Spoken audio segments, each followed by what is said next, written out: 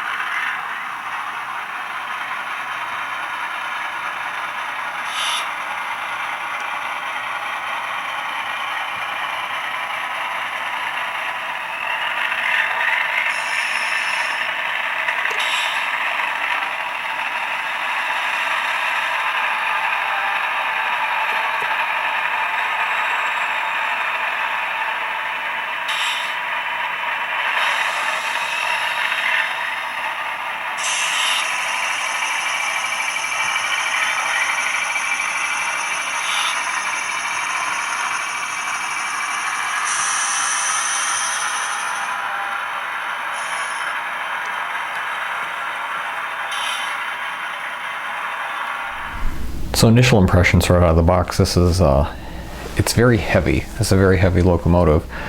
One thing I'm really kind of impressed by, it is a very matte black finish. I guess I can pull these handrail guards out. It's always a trick getting them past the flared radiators. Get a good look.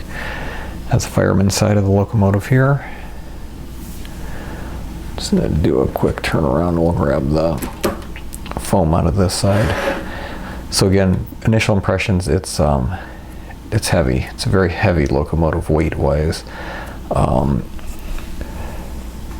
paint is very impressive. Get these out of here without taking the handrails off. I understand why they put these foam pieces in, but sometimes they're a bit of a challenge to get out. So here's just a little bit of a look at the engineer side. So I started to allude to this when I was unpackaging it. This is, believe it or not, this is the first General Electric locomotive that I've ever purchased. If you've watched my channels, you know that I model mostly in the 1970s, 1980s era, so a lot of EMDs, some first generations, a lot of rebuilds, some Dash 2s. Illinois Central never really got into purchasing any of the newer, more modern locomotives. They were bought out by Canadian National in 1999. And before that merger with CN, the most recent locomotives that the Illinois Central at that time had purchased were some EMD SD70s. So this is pretty neat that we still see the Illinois Central name alive today on a modern Tier 4 locomotive. Again, because I don't model much in the quote-unquote modern era of model railroading, I'm not as comfortable describing these locomotives because I don't fully understand all the parts and pieces. I'm more passionate about some of the earlier first generation and second generation diesels from the 50s, 60s, 70s. But nevertheless, we'll talk a little bit about this as we're looking at the front end of things here. And we'll show you this once we get it on the test track and get it running. There's actually, if you see it, I'm going to use this little piece of styrofoam. Right above the ditch light, right there, is, it's actually a a DPU light. So if this locomotive was used as a dedicated pusher on the tail end of the locomotive, this light would be illuminated. So pretty much like an end of train device on the locomotive, and there's actually one on the rear locomotive as well. But just looking at the quality of the scale trains assembly here, so we have platform mounted ditch lights, several grab irons that are in white, very crisp, clear paint. I don't see a lot of issues with the paint. You can see the coupler release right there, yellow. So a lot of good detail on the front of the locomotive. Here's just a little bit closer view of the fireman's side.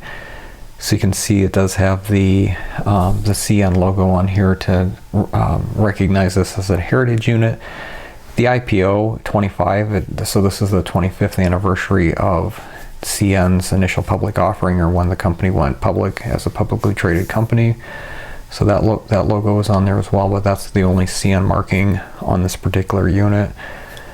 And see over here, this is an extension of the cab. That's actually where the power is converted from the generators from a DC to the AC for the traction motor. So that's why this is a ET44AC. So that's what that cabinet is. Again, we got a lot of handrails. So we got some more handrails just above that cabinet. I'm gonna slide this forward just a teeny tiny bit. You can see the horn mounted on the long hood. I know it's just very at the top of the picture here, but here is the exhaust hatch, and then the very clear spotting feature of the Tier 4s and the GEVOs, especially the wide flared radiators on the back of the long hood. Again, one thing, this is an immaculately detailed locomotive. I've just sort of focused in here on the radiator section. A lot of see-through grills. You can actually see into the compartment in there. So just highly realistic, a lot of detail on this locomotive. I'm just zooming in a little bit here. Some of the paint on here is so faint. I shouldn't say, I'm sorry, it's not faint, it's so small it's hard to read with the naked eye. So I'm just zooming in here so you can kind of see some of the markings that are on the side of the locomotive. You can see fuel filler, sight glass for the fuel tank. So just a lot of safety labels, a lot of markings. Again, they are very crisp, very small, very crisp. Again, there you can see the handbrake right next to one of the radiator openings. You see right down here, you see the chain on the top side of the truck. So here's the rear of the locomotive. I don't know why, but I always thought the Tier 4s looked just ridiculously badass from the back, how the radiator flares out. Again, you can see here are the lights. It does have ditch lights on the back, and it does have the DPU marker light right there as well. And here is the engineer side. So you can kind of see it up here. They do have some mirrors for the engineer.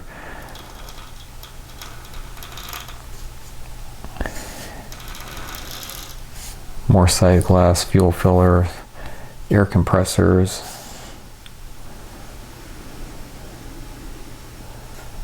And again, you can sort of see just on this side the see-through grills on the back part of the long hood. And I just want to give you a top view. Again, you can see the exhaust port, some warning labels up top. You can see the roof is painted white, which is prototypically correct. So pretty cool. So I wasn't able to find, which is kind of shocking, that I wasn't able to find a whole lot of information about the prototype 3008. Obviously this was a CN locomotive. I think it was built sometime in 2014 or 2015, most of the photographs of the of this locomotive started popping up about 2016, so that makes sense. So that's the build date would have been somewhere in 15 or early 16. This was actually repainted in 2020 as part of the CN Heritage Scheme. And a couple things that you can find out on the internet. There's a lot of pictures. I'm flashing a few up on the screen that I've sort of screen captured that people have posted. One of the things that is somewhat disappointing about this, personally, I have not seen this locomotive come through our area. I drive right by Canadian National Yard every day on my way to work. I've not seen this locomotive. The EJ&E locomotive was in the area about a year and a half ago.